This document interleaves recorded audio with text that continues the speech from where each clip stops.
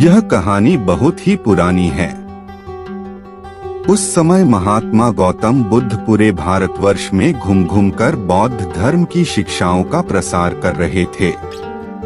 धर्म प्रचार के सिलसिले में वे अपने कुछ अनुयायियों के साथ एक गांव में घूम रहे थे। काफी देर तक भ्रमण करते रहने से उन्हें बहुत प्यास लग गई थी। प्यास बढ़ता देख उन्होंने एक शिष्य को पास के गांव से पानी लाने के लिए कहा। शिष्य जब गांव में पहुंचा तो उसने देखा कि वहां एक छोटी सी नदी बह रही है, जिसमें काफी लोग अपने वस्त्र साफ कर रहे थे और कई अपने गायों को नहला रहे थे। इस कारण नदी का पानी काफी गंदा हो गया था।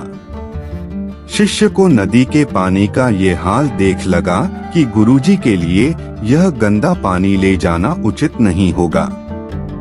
इस तरह वह बिना पानी के ही वापस आ गया। लेकिन इधर गुरुजी का तो प्यास से गला सूखा जा रहा था, इसलिए पुनः उन्होंने पानी लाने के लिए दूसरे शिष्य को भेजा। इस बार वह शिष्य उनके लिए मटके में पानी भर कर लाया। यह देख महात्मा बुद्ध थोड़ा आश्चर्यचकित हुए। उन्होंने शिष्य से पूछा, गांव में बहने वाली नदी का पानी तो गंदा था, फिर ये पानी कहाँ से लाए? शिष्य बोला, हाँ गुरुजी, उस नदी का जल सही में बहुत गंदा था, परंतु जब सभी अपना कार्य खत्म करके चले गए तब मैंने कुछ देर वहां ठहरकर पानी में मिली मिट्टी के नदी के तल में बैठने का इंतजार किया। जब मिट्टी नीचे बैठ गई तो पानी साफ हो गया। वही पानी लाया हूँ। महात्मा बुद्ध शिष्य का यह उत्तर सुनकर बहुत खुश हुए तथा अन्य शिष्यों को एक शिक्षा दी कि हमारा जीवन भी नदी के जल जैसा ही है। जीवन में अच्छे कर्म करते रहने से यह हमेशा शुद्ध बना रहता है, परंतु अनेकों बार जीवन में ऐसे भी क्षण आते हैं जब हमारा जीवन दुख और समस्याओं से घिर जाता है। ऐसी अवस्था में जीवन समान यह पानी भी गंदा लगने लगता है। एक समय की बात है, भगवान बुद्ध एक नगर में घूम रहे थे।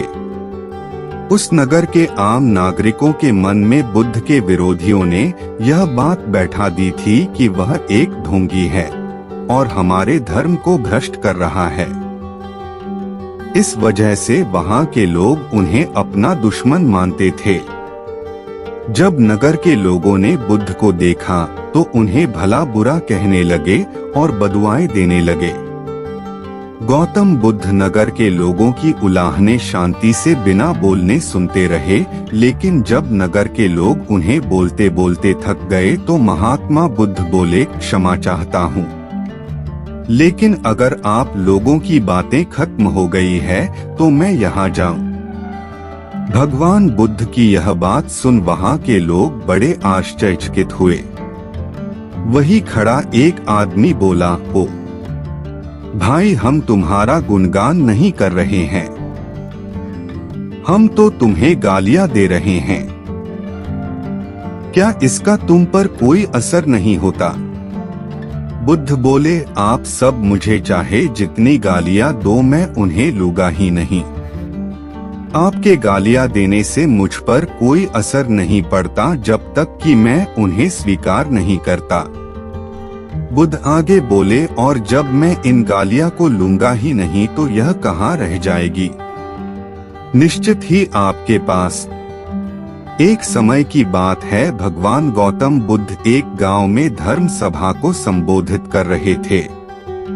लोग अपनी विभिन्न परेशानियों को लेकर उनके पास जाते और उसका हल लेकर खुशी खुशी वहां से लौटते।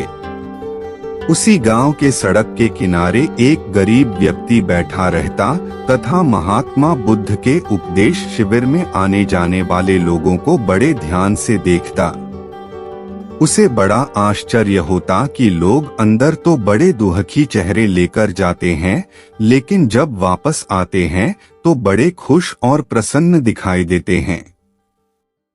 उस गरीब को लगा कि क्यों न वो भी अपनी समस्या को भगवान के समक्ष रखे। मन में यह विचार लिए वह भी महात्मा बुद्ध के पास पहुंचा। लोग पंक्तिबद्ध खड़े होकर अपनी समस्या को बता रहे थे। जब उसकी बारी आई तो उसने सबसे पहले महात्मा बुद्ध को प्रणाम किया और फिर कहा, भगवान, इस गांव में लगभग सभी लोग खुश और समृद्ध हैं। फिर मैं ही क्यों गरीब हूँ? इस पर उन्होंने मुस्कुराते हुए कहा, तुम गरीब और निर्धन इसलिए हो क्योंकि तुमने आज तक किसी को कुछ दिया ही नहीं।